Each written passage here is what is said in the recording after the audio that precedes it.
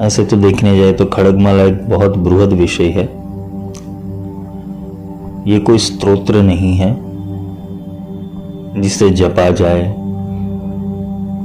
उसको बारंबार उसका रिपीटेशन किया जाए। आगे भी मेरे लेक्चर सुने होंगे तो इतना तो समझ आ गया होगा कि किसी भी चीज को करने से पहले उसको समझा जाए ठीक से। आज का जो लेक्चर है मैं सिर्फ प्रस्तावना देके छोड़ देने वाला हूं, क्योंकि एक तो पहले तो भ्रांतियां बहुत सारी है खड़गमाला के विषय के अंदर। श्री विद्या के अंदर 14 संप्रदाय हैं। 14 संप्रदायों ने ये खड़गमाला को अलग अलग रूप से उसको अपने संप्रदाय के अंदर समन्वित किया हुआ है।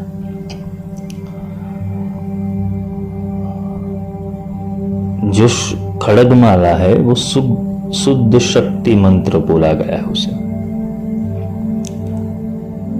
शुद्ध शक्ति मंत्र से।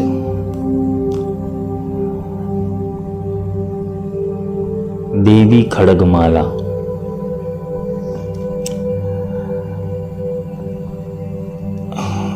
अब जो वो निर्विकार है, निराकार है, जो निराकार ब्रह्म है, जो देवी शक्ति है, देवी एलिमेंट है, वो एलिमेंट हमें माया से मूल तक कैसे जाना है उसके ऊपर ले जाती है।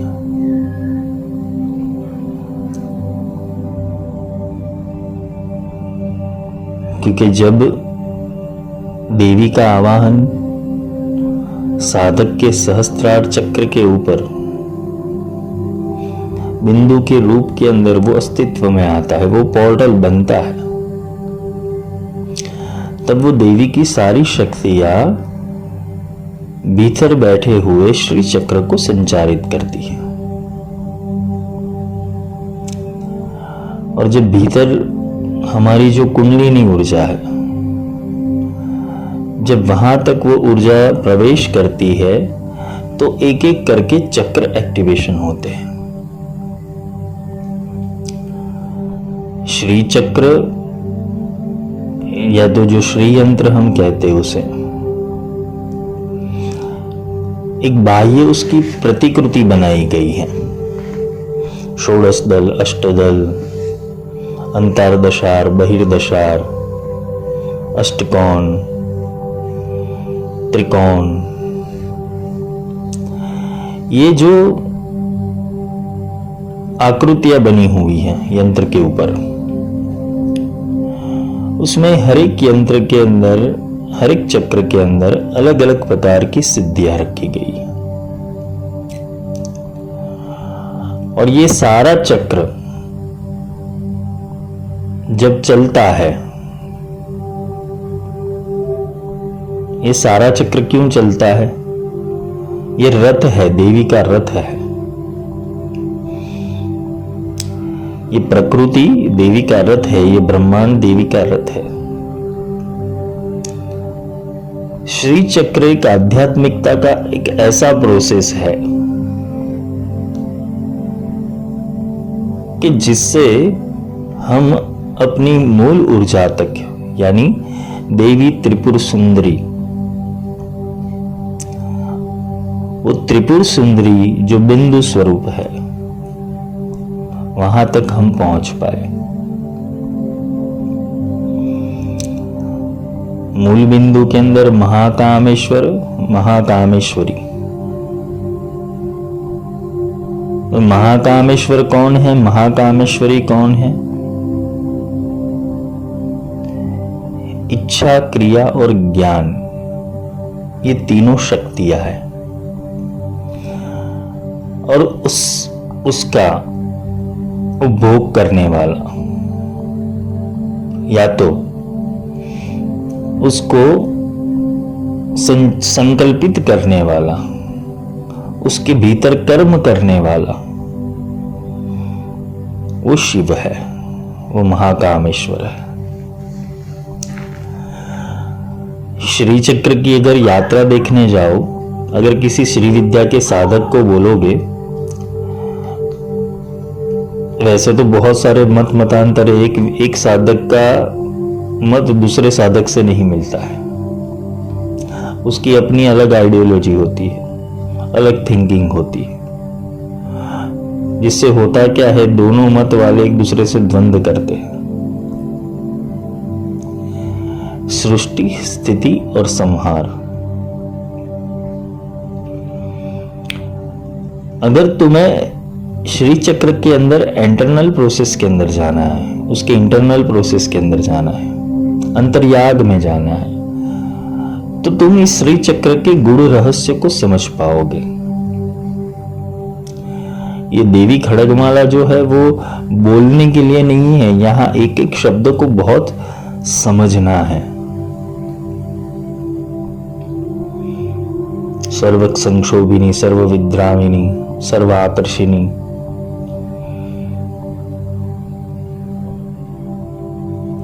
पहले तो खड़गमाला को समझो।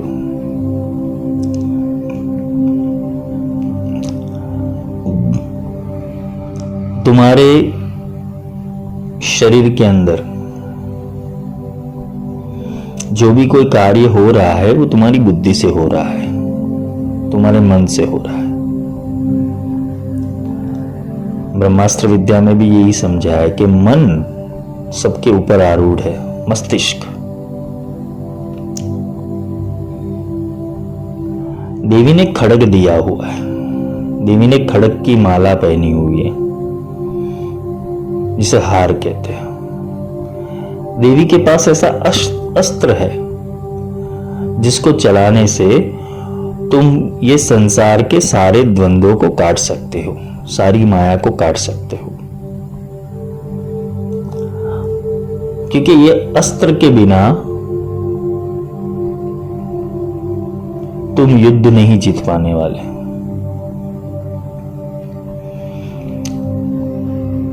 युद्ध किसके खिलाफ है? तुम्हारे मन और विकारों के खिलाफ। क्योंकि आध्यात्मिक प्रोसेस वाला तो यही समझेगा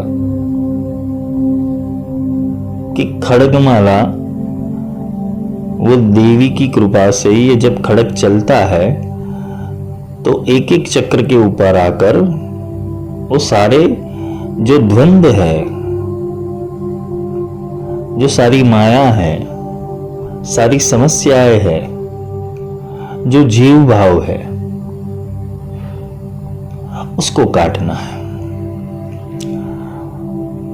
और बहिर्याग वाला वो क्या समझेगा, इससे मैं तर्पण कर लूं, इस मंत्र के इतने पाठ कर लूं।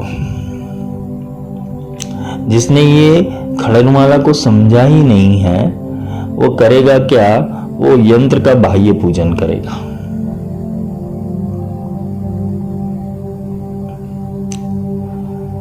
चक्र पूजन दो रूप से होते, एक आंतरिक होता है, एक बाह्यिक होता है।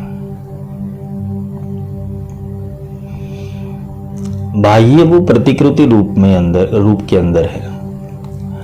कई संप्रदाय के अंदर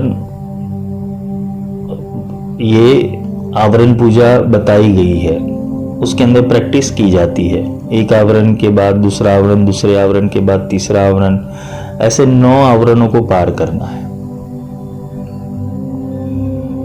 मूल कहां आता है? महात्रिपुर सुंदरी, शुद्ध शक्ति।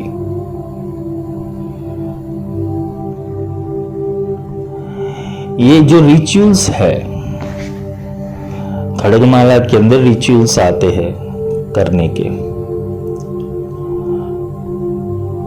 विनियोग आता है, ध्यान मंत्र आता है, न्यास आता है,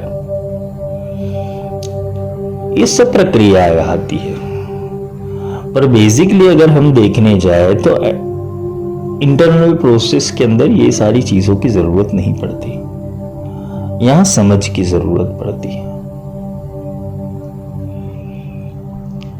क्योंकि मैं तुम्हें अभी चक्र के विषय में ले जाऊंगा, क्योंकि ये पूरा जो स्तोत्र है वो चक्र के विषय के अंदर ही है। और एक एक चक्र के ऊपर उसके अलग अलग देवी शक्तियां है। उसकी मूल अधिष्ठात्री हर एक चक्र की अलग है, उसकी योगिनी अलग है।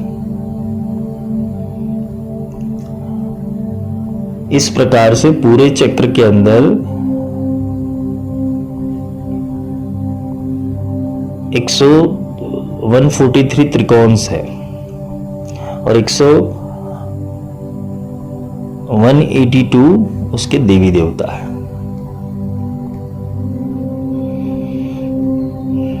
हम कितने देवी देवता को समझेंगे? हम कितने आवरण की पूजा करेंगे? कितने मंत्र से बिंदु तर्पण करेंगे? जो खड़गमाला है उसका जो मूल मंत्र है ऐं क्लीं सौः, जो बाला मंत्र है। बाला से फिर पंचदशी होता है, पंचदशी के बाद षोडशी और षोडशी के बाद ललिता। ये क्रम है श्री विद्या का। पर मूल तत्व चिंतन क्या कहता है? तुम बिंदु थे और अभी भूपुर के अंदर फंसे हुए हो, माया जिसे बोलते हैं। और माया में से तुम्हें बाहर निकलना है। बाहर निकल के तुम्हें अपनी यात्रा पकड़नी है। तो जैसे जैसे तुम अपवर्ड जाओगे त्रिकोण कम होते जाएंगे। यंत्र अगर मेरु यंत्र देखा हो या तो भ्रूपृष्ठ भी देखा हो, तो चक्र के भीतर तुम जैसे जैसे जाओगे वहां सिकुड़ते जाओगे।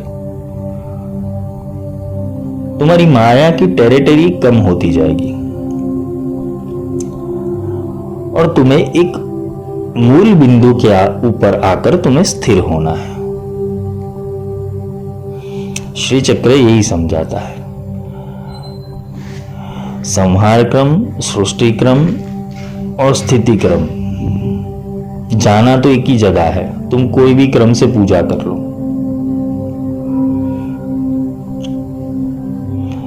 त्रैलोक्य मोहन चक्र,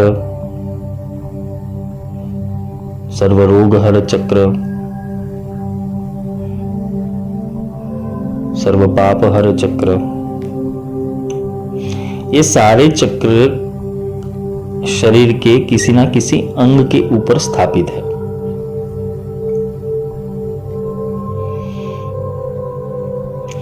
एक शब्द आता है, क्योंकि खड़गमाला इतना इजी विषय नहीं है जितना हम समझते हैं कि भाई हमने मंत्र बोल दिया, स्तोत्र बोल दिया 2 मिनट के अंदर, 5 मिनट के अंदर, तो उससे कुछ सिद्धियां प्राप्त हो जाएगी।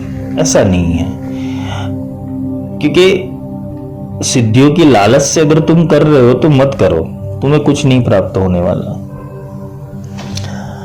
अगर तुम एक एक पद को, एक एक बल को, एक एक त्रिकोण को तुम समझ रहे हो तो तुम्हें पूरा माया का मैप मिल जाएगा इसके अंदर।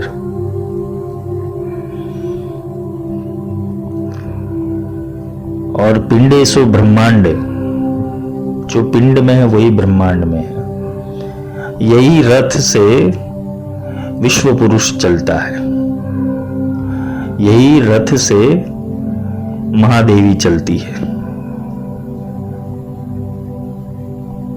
किरी चक्र रथारूढ़ा, गेय चक्र रथारूढ़ा। ललिता सहस्त्र नाम के अंदर ये 2 रथ का जो महत्व भी बताया है, वो देवी के रथ के साथ चलते हैं। उसका विश्लेषण कभी बाद में लूंगा मैं, क्योंकि वो बहुत बोलते हैं ना कि गहराई वाला विषय है। देखो, ललिता सहस्त्र नाम तुम सुनते हो या पढ़ते हो। मैंने ललिता सहस्त्र के 5 लेक्चर जितने किए हुए हैं, ये भी बहुत विस्तार वाला विषय है ललिता सहस्त्र नाम। और खड़गमाला जो स्तोत्र है उसके अंदर पूरे श्री यंत्र की पूजा आ जाती है, और जिसको कंठस्थ हो गया है उसके लिए बहुत अच्छा है। पहले तो कंठस्थ हो जाना, कंठस्थ होने पर होगा क्या कि अगर मैं कुछ समझाने की कोशिश करूंगा तो उसके बाद आपको पता चलेगा कि ये चक्र के अंदर अभी ध्यान देना है, ये चक्र के ऊपर ध्यान देना है। काफी बार क्या होता है, हम जब मंत्र या स्तोत्र करते बैठते हैं, हमारा ध्यान केवल वो वर्ड्स के ऊपर होता है। हमारी जो जिह्वा होती है मंत्र का उच्चारण करती है, लेकिन हमारा दिमाग कहीं बाहर चलता होता है। इसलिए हम वो मंत्र के अंदर जो लिखा हुआ है, वो शब्द के ऊपर जो लिखा हुआ है, वो हमें समझ में नहीं आता।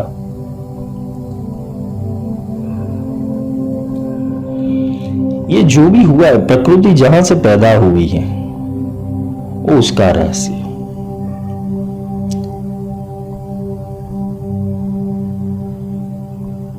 सर्व संक्षोभन।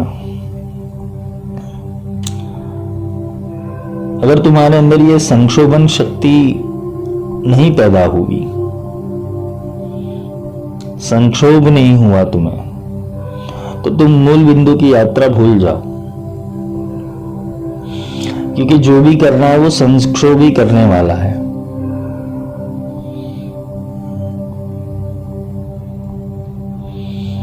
क्योंकि पहले जो होगा वो प्रकृति में ही होगा, पंच तत्व में ही होगा, श्री चक्र के अंदर।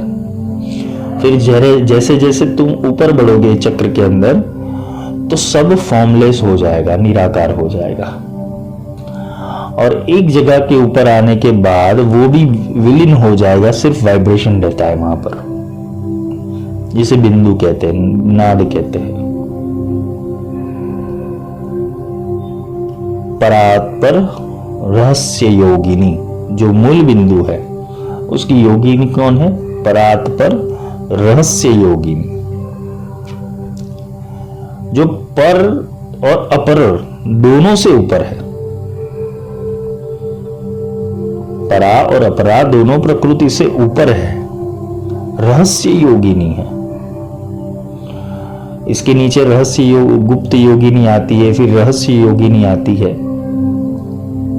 फिर अति रहस्य योगिनी आती है, फिर परात्पर रहस्य योगिनी आती है। योगिनी क्या है वो समझो पहले, क्योंकि मैं जो अभी समझाने वाला हूं वो जो योगिनी के बारे में, उससे आपको आप कौन से स्टेज के ऊपर है वो पता चल जाएगा श्री विद्या के अंदर। क्योंकि विश्लेषण करना वो जरूरी यहां पे इसलिए है कि तुम्हारी समझ कहां तक जाती है।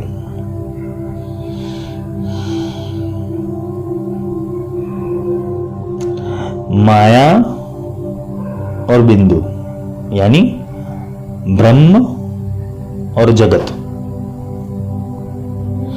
तुम रहते हो कहां? जगत के अंदर। और जगत के अंदर तुम ऐसे चक्रों के अंदर फंसे हुए हो जो श्री चक्र के नीचे के 3 वृत्त है, जिसकी पूजा नहीं होती। या तो किसी परंपरा के अंदर पूजा बताई है, किसी परंपरा के अंदर वो पूजा छोड़ दी गई है। 3 चक्र दिखाए गए हैं, 3 स्टेप, जिसे भूत भविष्य वर्तमान भी कहते हैं, वो टाइम बैंड है। उसे महाकाली, महालक्ष्मी, महासरस्वती भी कहते हैं। वो सत्व, रज और तमस गुण प्रधान का भी स्टेप है, लेकिन वो चक्र में है, गोलाकार में है। गोल का अर्थ है रोटेशन। तुम किसी भी बिंदु के ऊपर स्थिर हो जाओगे, वहां से यात्रा करोगे, वहीं के वहीं रुक जाओगे। जो नीचे घूमता है, यानी कि जो जगत के अंदर घूमता है, कुछ सिद्धियों के लिए घूमता है, अपनी मनोकामना के लिए घूमता है श्री विद्या के अंदर, वो वही का वही रहने वाला है। क्योंकि बिंदु के ऊपर आगे वो छूट जाएगा, एक जगह से स्टार्ट करेगा, वही ऊपर आकर वो रुक जाएगा। तब जाके योगिनियां प्रकट होती है उसके सामने। योगिनी का अर्थ है जो योग, योग का अर्थ है जुड़ना, एक संयोजन करना, जुड़ना, योग लगाना। यहां से आदान प्रदान होता है, प्रकृति में से भी तुम्हें कुछ मिलता है और तुम भी प्रकृति को कुछ देते हो।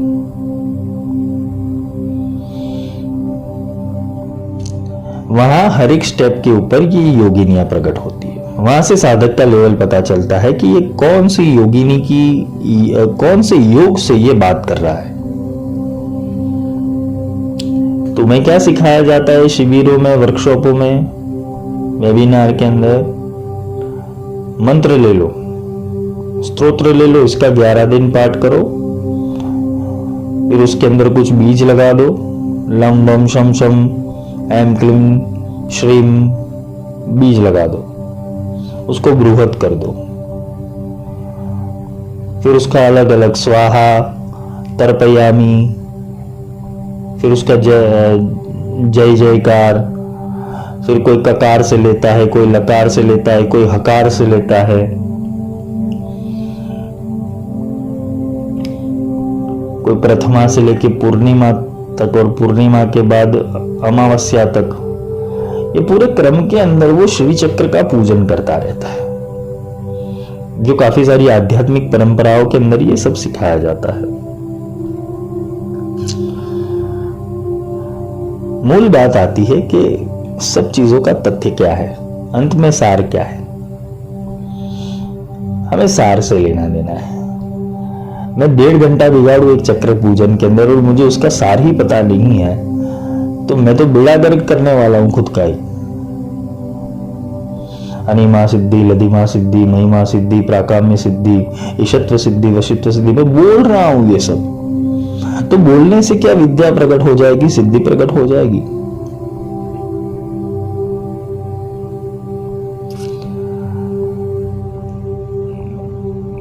खड़गमाला वो देवी का शस्त्र है, और देवी ने शस्त्र दिया है तुम्हें गुरु रूप, जो ऊर्जा है, गुरु की ऊर्जा है, गुरु का जो स्वाध्याय है। गुरु जो तुम्हें सिखाते हैं, क्योंकि मैं साधकों को कभी खड़गमाला अभी तक नहीं सिखाया। जो मैं मेरे श्री विद्या के साधक है, मैंने खड़गमाला तक उनको ले ही नहीं गया। क्यों ले जाऊं? सब अपने आप प्रकट होना चाहिए।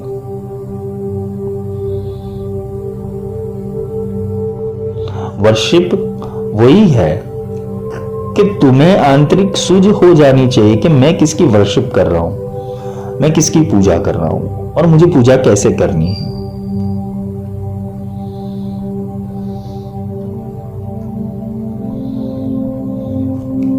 क्योंकि मैं एक एक बिंदु के ऊपर तर्पण कराऊंगा और एक एक साल प्रैक्टिस कराऊंगा, तो इंसान के हाथ थक जाएंगे। वो रात्रि के अंदर भी तर्पण, अपने सपने के अंदर भी तर्पण करता दिखाई देगा खुद को। पूजयामि तर्पयामि, पूजयामि तर्पयामि।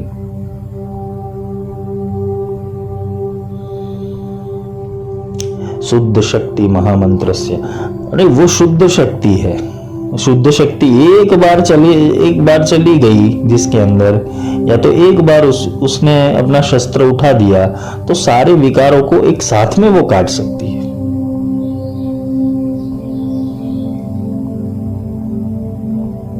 जो पराज्ञान का भेदी है, जिसने पराज्ञान की प्राप्ति की हुई है, तो क्या वो उसके साथ वो परारहस्य योगिनी नहीं ज्वाइंट हुई होगी? अगर कोई गुप्त ज्ञान दे रहा है, तो क्या वहां कोई गुप्त योगिनी उसके लिए कार्य नहीं करती होगी? कोई चीजों को प्रकट कर रहा है, किसी से कोई चीज प्रकट हो रही है, उत्पन्न हो रही है, वो कर्ता पुरुष है वहां पर, तो क्या कोई वहां योगिनी नहीं है, प्रकट योगिनी? पर हमें तो मंत्रों से लेना देना है, हमें स्तोत्रों से लेना देना है। जहां योगिनियां सीधी ज्ञान की बात कर रही है, योग से। हर एक योगिनी शक्ति जब साधक श्री चक्र के अंदर प्रवेश करता है तो उस योगिनी का कार्य क्या है? देवी का, वो देवी की टेलीपैथिक सेंस है। वो योगिनी के पोर्टल पर आती है और योगिनी वो साधक की परीक्षा लेती है पहले। अगर वो सही चल रहा है अपने नीति नियमों के अंदर गुरु अधीन, तो वो योगिनियां उसे योग कराने के अंदर हेल्प करती है। फिर योग तुम्हें नहीं करना है, आंखें बंद तुम्हें नहीं करनी है, वो योगिनियां स्वयं तुम्हारे अंदर आके तुम्हारा कार्य करेगी।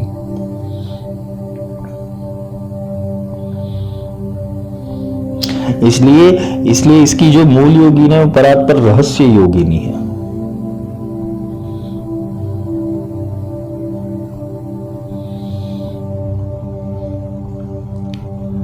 यही मार खा जाते हैं हम।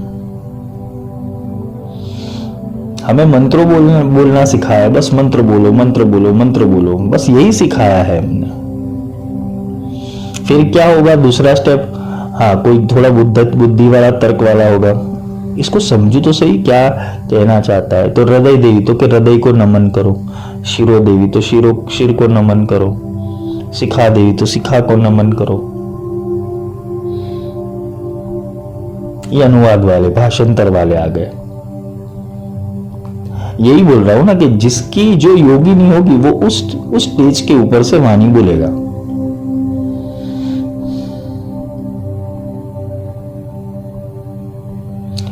कितने साधक है श्री विद्या के, तो ऐसे तो बहुत सारे ढगलों पड़े हुए हैं, लेकिन जब मैं उनकी दशा देखता हूं तो वो वही पंचदशी, वो षोडशी के बीज मंत्रों, इसकी पीडीएफ ले लूं, उसकी पीडीएफ ले लूं, सौंदर्य लहरी पढ़ लूं, कनक धारा पढ़ लूं, खड़गमाला कर दूं, ये सब कर करके इतना कचरा एनर्जी का इकट्ठा कर दिया है, क्योंकि उसको भी पता नहीं वो क्या कर रहा है। वो किसी गुरु के निर्देश के ऊपर वो बैठ जाता है यंत्र को लेके पूजन करने के लिए।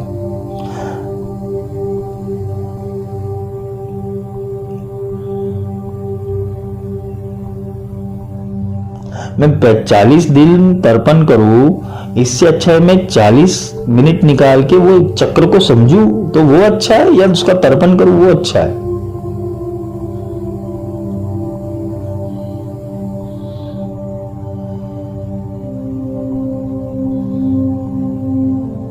हर एक स्टेप के अंदर अलग अलग जो चक्र की अधिष्ठात्री है और उसकी योगिनी है, उनका प्रयोजन समझे पहले, वो क्या करना चाहती है।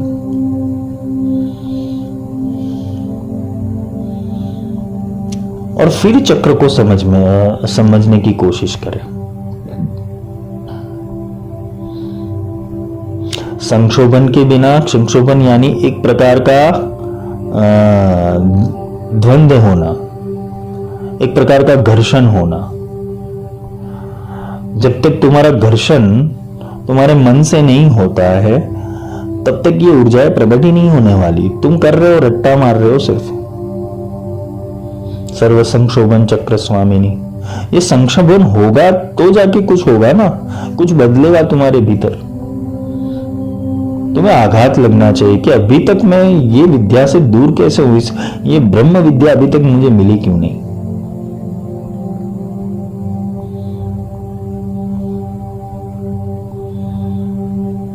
संक्षोभन वो विषाद भी है।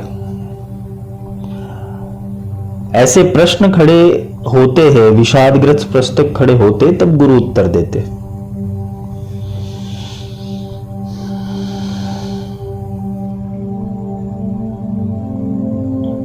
क्योंकि खड़क तो वो, ये क्या है वो पूरा स्तोत्र एक बार समझने की कोशिश करो। ये तुम्हारी सारी एनर्जी को, जो मूल एनर्जी है वहां से चैनलाइज करती है और उसके बीच में आने वाले जितने भी विकार है उसे वो काटती है। जितने भी विकार है वो खड़ग इसलिए है कि सारे मंत्रों का उपयोग इसलिए ही करना है कि जो भी विकार आ रहा है, जो भी माया का चक्र आ रहा है, जो भी संसार की समस्या आ रही है, वो आध्यात्मिक प्रगति करने हेतु उसको काटो। छिन्न मस्तिका देखिए, छिन्न मस्तिका का क्या है, खुद का सर काट के अपनी जो अंदर से जो धाराएं निकल रही थी तो वो अपने दोनों जो देवियां थी, योगिनियां थी, उनको पिलाया। तो वहां खड़ग से ही काटा था देवी ने। ये सिर को काटना पड़ेगा। सिर का अर्थ है अहंकार। मस्तिष्क को काटना है, यानी कि मस्तिष्क काटकर देवी को समर्पण नहीं, तुम मर जाओगे। इसका अर्थ यही है समर्पण। पर समर्पण हम कहां करते हैं? समर्पण हम किसको करते हैं? हम उनको समर्पण करते कि जिनको समर्पण करने के बाद हमारे अंदर कोई प्रज्ञा जागृत नहीं होती। फोटो लगा दी अच्छी गुरुजी की, बाबा जी की, 10-12 चेले इकट्ठे होके ग्रुप चला रहे शांति से और बाबा जी की प्रशंसा कर रहे। बाबा जी अपने घर में बैठे हैं और प्रशंसा से बाबा जी भी खुश, शिष्य भी खुश, और उन लोगों को लग रहा है कि हम कुछ सीख रहे हैं। ये भ्रांति है सिर्फ। ये इंटरनल प्रैक्टिस और प्रोसेस है खड़गमाला।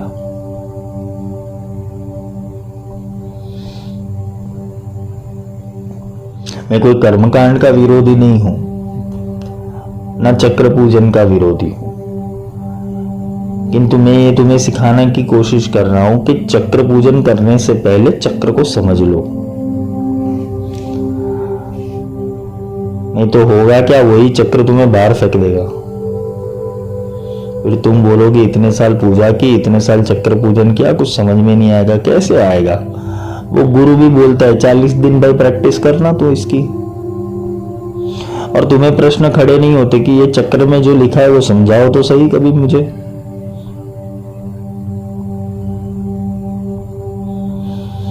अगर उसके पास उत्तर होगा, वो गुरु के पास उत्तर होगा तो तुम्हें उत्तर देगा, नहीं तो और उसके पास क्या उत्तर होगा पता है? तुम्हारी पात्रता नहीं है, तुम्हारा भी समय नहीं हुआ ये सीखने का, क्योंकि उसको भी पता नहीं है। उसको भी पता नहीं है। तुम्हारी पात्रता तो हर जगह ही है। लोगों ने तुम्हें बोलते ना कि ये अलग इल्यूशन में डाल दिया हुआ है। पात्रता नहीं है, ये नहीं है, सबको गुप्त रखो। गुप्तता जैसा कुछ भी नहीं है। तुम भगवान को समझने जा रहे हो, देवी को समझने जा रहे हो, देवी को समर्पित हो, फिर तुम्हारे लिए गुप्तता रही क्या? और जो भी ऐसा तुम्हें बोल रहा है वो माया के अलावा अधिक कुछ नहीं फैला रहा है। हाँ, गुप्त एक ही चीज है, गुप्त एक ही चीज है जो तुम्हारे भीतर पड़ी है। अगर कोई सच्चा गुरु मिल गया और उसने शोधन कर दिया और तुम्हारे अंदर वो जागृति करवा दी, फिर जाके प्रैक्टिस करो, फिर जाके चक्र पूजन करो, देखो फिर कैसी कैसी सिद्धियां तुम्हारे भीतर खिलती है, तुम्हारा माइंड कैसे कार्य करता है। फिर मन तुम्हारा गुलाम हो जाएगा, तुम्हें मन की गुलामी करने की जरूरत नहीं है। पर ये प्रोसेस सिखाएगा कौन? खड़गमाला में ये पूरा प्रोसेस है कि एक एक चक्र के ऊपर, जैसे अभिमन्यु था, उसने एक कोठे की सूझ ले ली थी कि चक्रव्यूह को भेद कैसे करना है, परंतु जब अंतिम चक्र रह गया था तब उसकी माता सो गई थी, तो उसकी क्या हुई? महाभारत के अंदर हत्या हो गई। अगर उसकी मां जाग जाती तो समझ लेना कि उसी दिन महाभारत खत्म हो जाता। अभिमन्यु अकेला ही काफी था, लेकिन उसको अंदर जाना आया, बाहर आना नहीं आया। ऐसे ही श्री चक्र है, तुम अंदर चले गए, बाहर कैसे निकलोगे?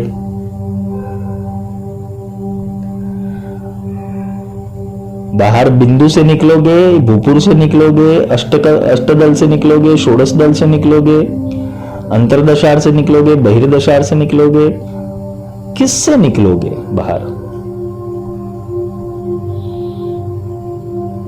ये चक्र और क्यों कुछ नहीं, ये व्यू है पूरा। मूल बिंदु जब त्रिगुणात्मक हुआ तब त्रिकोण की रचना हुई, जिसे हम ब्रह्मा विष्णु महेश कहते हैं, लक्ष्मी काली सरस्वती कहते हैं। ये त्रिगुणमय माया का 3 डायमेंशन का जाल फैलना शुरू हो गया।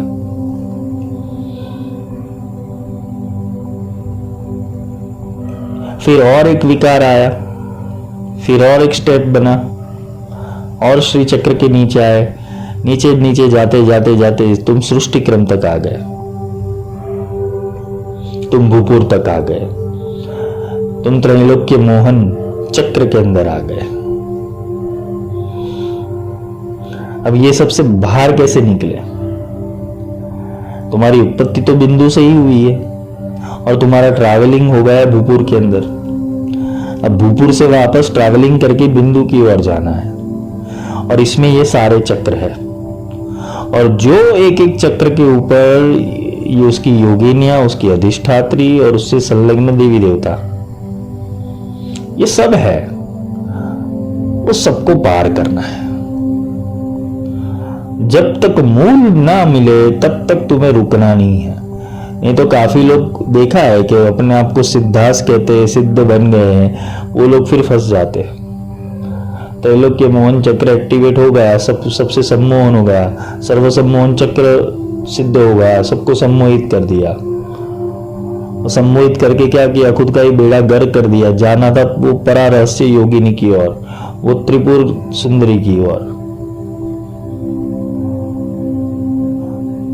तो श्री चक्र के अंदर जो चक्र होते वो ऐसे फंसाते हैं। फिर साधक क्या स्तर दिखता है। कुछ ही साधक होते हैं जो ये बिंदु को पार कर लेते हैं, लेकिन बहुत कम लोग हैं जिनकी यात्रा ये बिंदु के नीचे के कौन के अंदर ही रह गई है। तो खड़गमाला का अर्थ यही है, ये शुद्ध शक्ति मंत्रस्य है। ये शुद्ध शक्ति से मंत्र को चलाना है। कौन सा मंत्र? मूल मंत्र ऐं क्लीं सोह। ऐं तुम हो, क्लीं प्रकृति है और सोह गुरु है।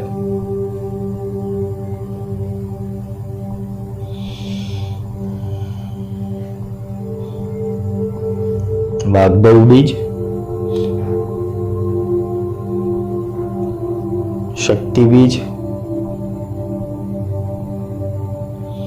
ये दोनों को समझना जरूरी है।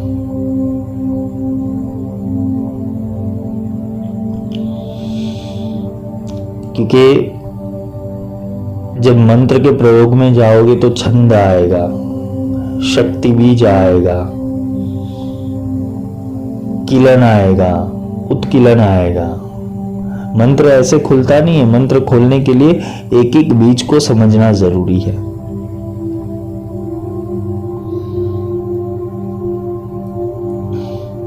एम वो संकल्प है, वो प्रोसेस है। क्लीम उसे ट्रैवलिंग करता है और सोह उसका लक्ष्य है। क्लीम वो आकर्षण का बीज मंत्र है। वो सुविधा करता है। जब तुम्हारा लक्ष्य एम है, तुम्हारा लक्ष्य एम है, तुम्हारा संकल्प एम है और लक्ष्य सोहम है, सोह है, तो क्लीम क्या करेगा?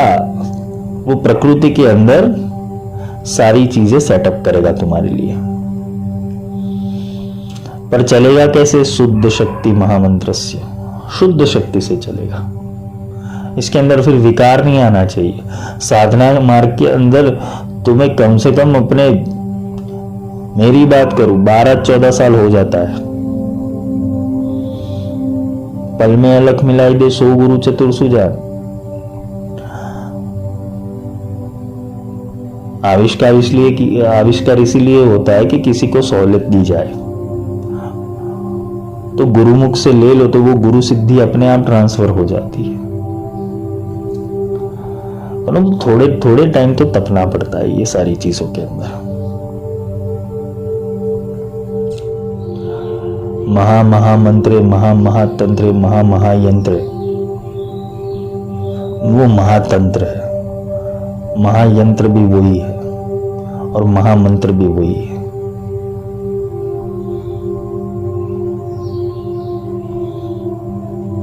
देवी को साम्राज्ञिनी बोला गया है। एक सम्राट होता है और एक साम्राज्ञिनी होती है। ये पूरे देवमंडल को संचालित करने वाली शक्ति, मूल अधिष्ठात्री है वो। जो सबको कमांड देती है, और सबको कमांड देने के ऊपर उसका फिर कोई काम नहीं रहता है। उसने तो कमांड देके छोड़ दिया। प्राइम मिनिस्टर का काम क्या है? कमांड देके छोड़ देना। फिर सारा सिस्टम नीचे के जो भी मंत्री होते हैं वो हैंडल करते हैं कि कैसे करना है, कैसे करना है, कैसे करना है। ये पंच तन मात्रा, शब्दाकर्षिणी, रूपाकर्षिणी, गंधाकर्षिणी, अहंकारकर्षिणी, चित्ताकर्षिणी। तो ये क्या है कि वो शुद्ध शक्ति जब तुम्हारे भीतर वहन करती है तो तुम्हारी पंच मात्राओं को, पंच ध्यानेंद्रियों को, पंच कर्मेंद्रियों को वो विपरीत दिशा में ले जाती है। कौन सी विपरीत दिशा? आध्यात्म की, मूल चेतना की।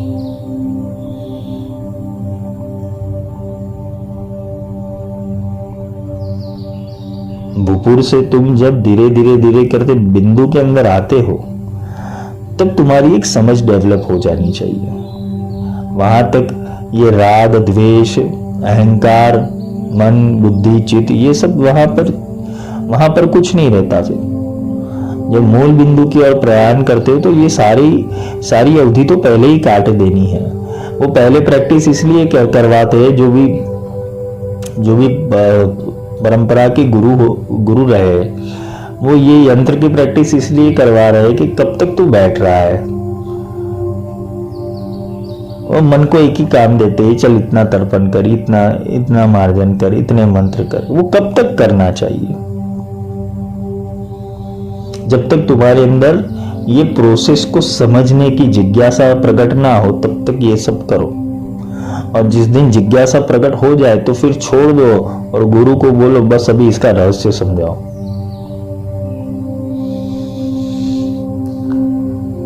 कितने लोगों के 10-12 साल ऐसे ही बिगड़ गए। सर्व संक्षोभिनी, ये संक्षोभ होना चाहिए तुम्हें कि कितना साल बिगड़ेगा इस जन्म के अंदर। अरे जब बिंदु के अंदर तुम्हारा अस्तित्व आ गया तो अपने आप पूरा श्री चक्र उसके आदेश से चलेगा। तो तुम सबकी पूजा करते करते करते करते मूल बिंदु तक जाते हो। पर मूल प्राइम मिनिस्टर को ही बात कर ली हो कि भाई ऐसा कार्य है, तो फिर जो वैसे वहां तक जाने के बाद कोई कार्य और विशेष इच्छा रहती भी नहीं है। और साधक सच्चा हुआ तो वो जब बिंदु के पास चला जाता है तो उसको कोई विशेष इच्छा रहती नहीं। वो परमानंद स्वरूप हो जाता है, वो सर्वानंद स्वरूप हो जाता है।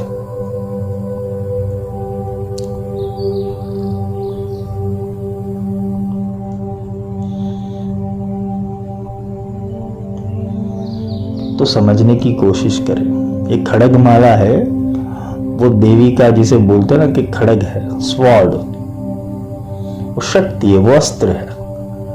वो अस्त्र को चलाना है, और चलाते कैसे है वो मैं आगे सिखाऊंगा। आज तो सिर्फ प्रस्तावना है, और भी डिटेल्स है प्रस्तावना के अंदर। कि पहले तो आपका एक बेसिक कंप्लीट होना चाहिए कि ये मंत्र के अंदर मुझे समझना क्या है। शिरो देवी, शिखा देवी, कवच देवी, नेत्र देवी, अस्त्र देवी, क्या है ये सब? सर्वविद्रामिनी, सर्वाकर्षिणी, नित्या क्या है? षोडश नित्या वो क्या है? वो समझना है। नित्य कलाएं, जो नित्य है वही पर ही है। उसे नित्य, सदैव के लिए, ये चलायमान नहीं होती। तो नित्य शक्तियां क्या है देवी की, वो भी हम समझेंगे। खड़गमाला विषय थोड़ा लंबा है, हो सके उतना संक्षिप्त में समझाने की कोशिश करूंगा, क्योंकि आगे ब्रह्मास्त्र विद्या के लेक्चर भी कंप्लीट करने हैं। तो कल अष्टमी है, कल का दिन थोड़ा बिजी रहूंगा। तो आज जो मैंने समझाया है वो थोड़ा ध्यान में रखना। और